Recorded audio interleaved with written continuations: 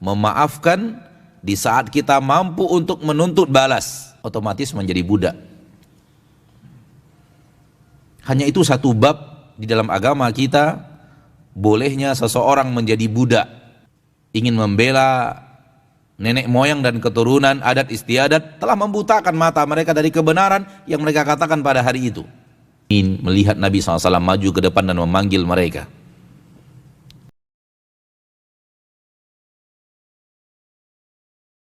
Kita kembali kepada dalil yang kedua daripada yang ada di dalam kitab, yaitu hadis dari sahabat Nabi yang mulia Abi Waqid Al-Laythi radhiyallahu taala anhu wa ardah. Dan kita telah mengambil bahagian tauhid pada kesempatan yang berbahagia di pertemuan yang lalu, namun belum kita bahas secara menyeluruh hadis yang mulia ini. An Abi Waqid Al-Laythi, dari Abu Waqid Al-Laythi radhiyallahu taala anhu wa ardahu qala, beliau berkata, kharajna ma'a Rasulillah sallallahu alaihi wasallam ila Hunain. Kami keluar bersama Nabi sallallahu alaihi wasallam menuju Hunain. Dan Hunain adalah sebuah tempat di mana terjadi peperangan yang sangat masyhur, yaitu perang Hunain. Dikenal dengan nama perang tersebut dengan tempatnya. Dan perang Hunain terjadi setelah Fathu Makkah. Terjadi setelah Fathu Makkah, setelah penaklukan kota Makkah. Dan kita tahu pada saat penaklukan kota Makkah, orang benar-benar terkesima dengan sifat pemaafnya Nabi Muhammad sallallahu alaihi wasallam. Beliau memaafkan di saat beliau mampu untuk melakukan aksi balas. Dan itu sifat pemaaf yang benar-benar pemaaf akan terlihat. Berbeda kalau kita memaafkan di dalam kondisi kita lemah. Bisa difahami apa yang Anda maksud? Kita maafkan, namun kondisi kita yang tertindas. Dan kita memaafkan orang yang menindas kita. Sementara orang yang menindas kita penguasa, orang kuat, orang yang kita tidak mampu melawannya, dan kita maafkan. Itu juga bagus. Akan tetapi yang lebih hebat daripada itu adalah memaafkan di saat kita mampu untuk menuntut balas. Nabi SAW dicela, dicaci, dimaki, diperangi 21 tahun lamanya oleh orang-orang Quraisy. Mulai daripada Nabi berdakwah sampai penaklukan kota Mekah. Dan penaklukan kota Mekah terjadi pada tahun 8 Hijriyah, 8 tahun setelah hijrah, ditambah 13 tahun selama di kota Mekah. Tidak sedikit aniaya, cacian, makian, bahkan usaha untuk membunuh Nabi SAW dilakukan oleh orang-orang Quraisy. Di Fathu Makkah, Nabi Muhammad SAW mengalahkan mereka semua. Mekah takluk dengan tanpa perlawanan, dan hukum perang baik di zaman itu ataupun telah diakui di dalam agama Islam, siapa yang kalah perang otomatis menjadi budak. Hanya itu satu bab di dalam agama kita, bolehnya seseorang menjadi budak,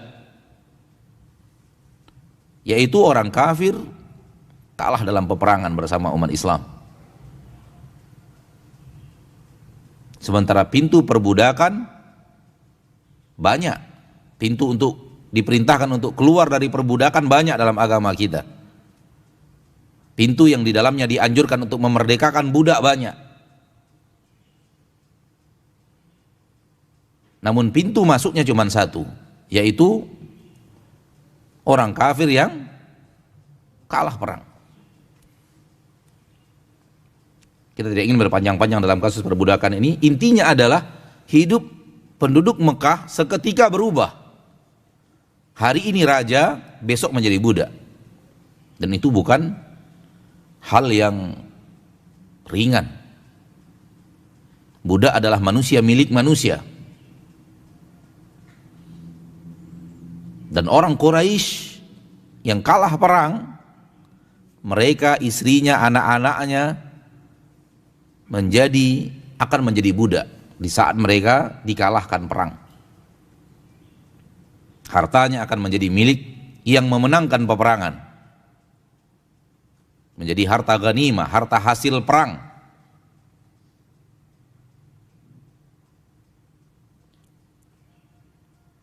Namun Nabi kita tercinta SAW memperlihatkan sifat pemaaf yang luar biasa.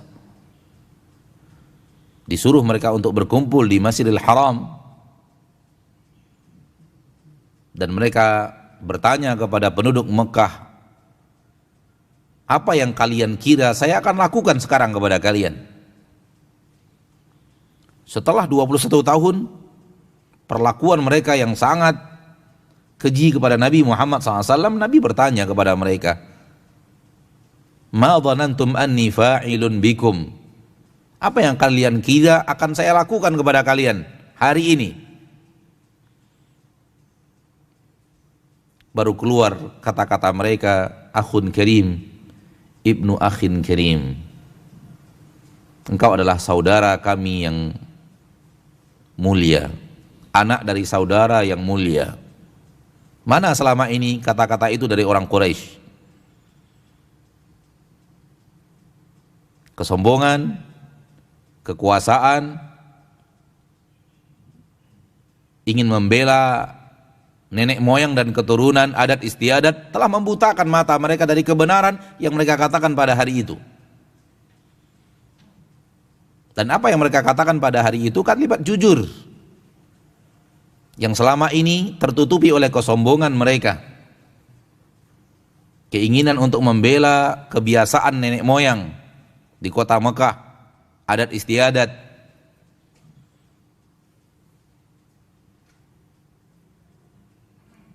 Kata Nabi kita tercinta sallallahu alaihi wasallam, idhabu fa antumut tulaqa, pergilah kalian kemanapun kalian mau pergi. Idhabu, pergilah.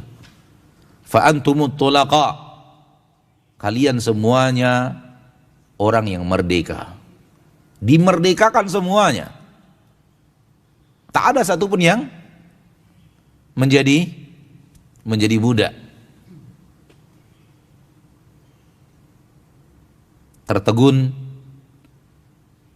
mereka-mereka yang merasa hari itu akan menjadi budak dengan pemaafnya Nabi yang luar biasa, dan berbondong-bondonglah mereka memeluk agama Islam. Jadi bukan serta-merta karena kalah perang lalu masuk Islam, akan tetapi melihat agama pemaaf Nabi Shallallahu Alaihi Wasallam yang luar biasa.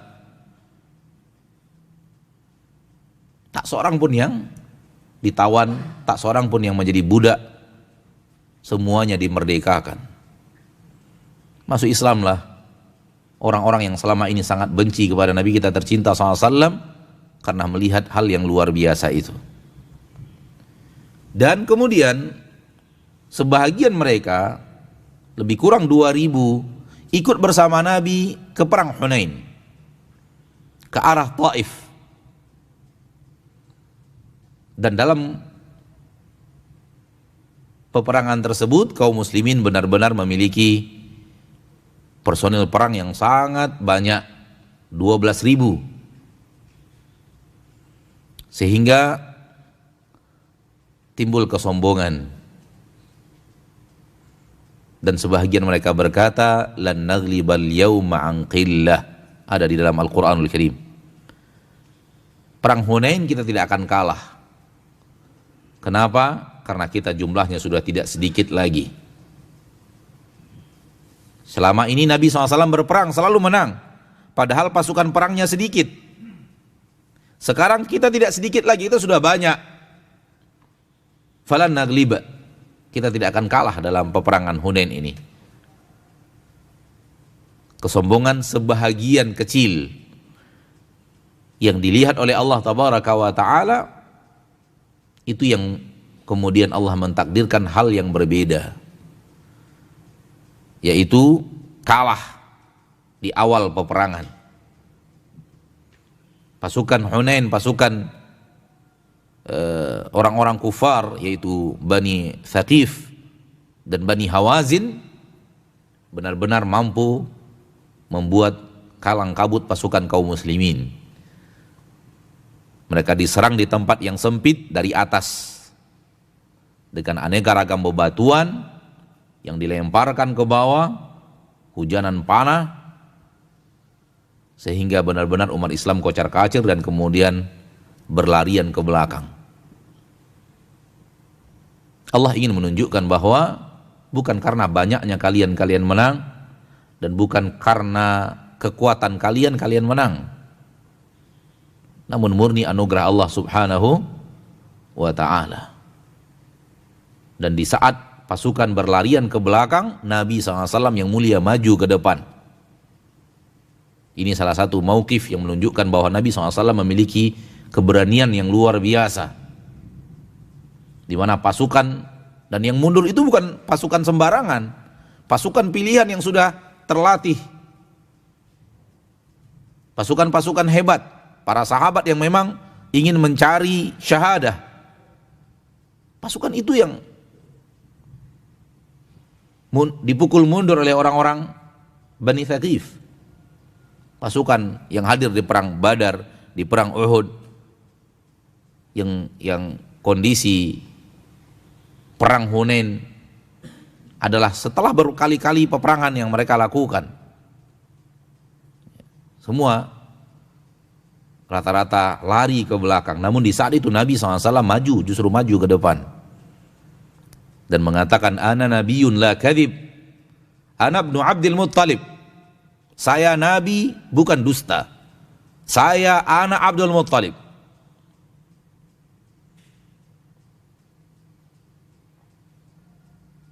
Dan ini seperti yang kita katakan, salah satu bentuk daripada sejarah yang membuktikan keberanian Nabi kita tercinta sallallahu alaihi wasallam, seperti yang dikatakan oleh para sahabat, karena Nabi SAW asyja'an nas, adalah Nabi kita tercinta Muhammad SAW orang yang paling pemberani.